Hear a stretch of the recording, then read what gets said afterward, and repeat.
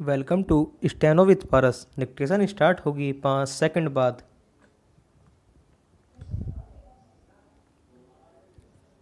Start.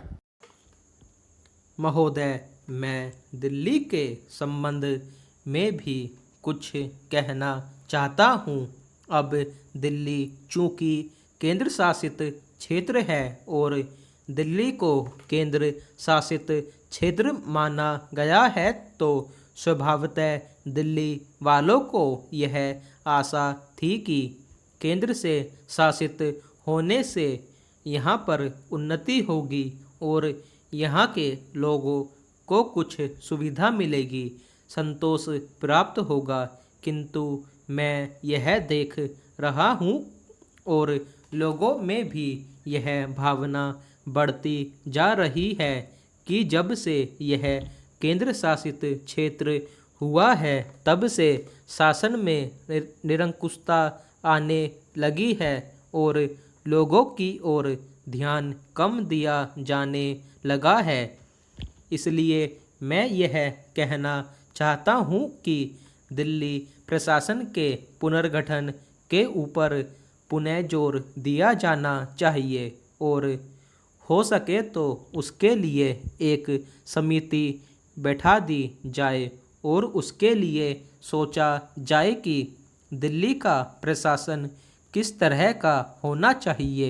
मैं चाहता हूँ दिल्ली के प्रशासन के संबंध में आप विचार करें। पहला, भ्रष्टाचार के संबंध में यहाँ बहुत कुछ कहा गया है, मैं पुनः उसको दोहराना नहीं चाहता, किंतु इतना अवश्य कहना चाहता हूँ कि आज देश में जनता का जो नैतिक स्तर है वह दिन प्रतिदिन गिरता जा रहा है।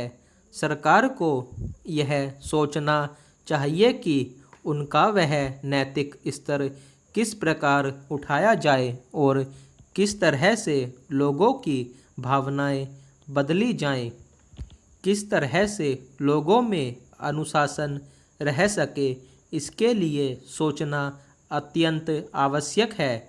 हम जब भ्रष्टाचार की बात कहते हैं तब यह तो सभी मानते हैं कि भ्रष्टाचार है और इसमें कोई दो राय नहीं कि भ्रष्टाचार मौजूद है। छोटे से अधिकारी से लेकर बड़े अधिकारी तक फैला हुआ है। भ्रष्टाचार केवल प्रशासन में है ऐसी बात नहीं है, वरन यह लोगों में भी फैला हुआ है। जब करों की अदायगी का प्रश्न आता है तब लोग दो दो खाते बना लेते हैं और आयकर की चोरी करने का प्रयत्न करते हैं और कर से बचने के लिए भ्रष्टाचार करते हैं।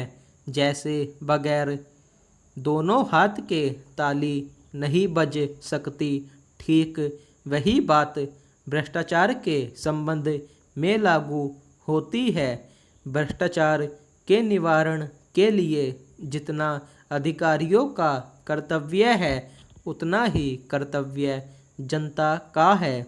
अधिकारियों को तो सतर्क रहना ही चाहिए, क्योंकि यह जो संसद है वह कानून बनाकर उनके हाथ में दे देती है।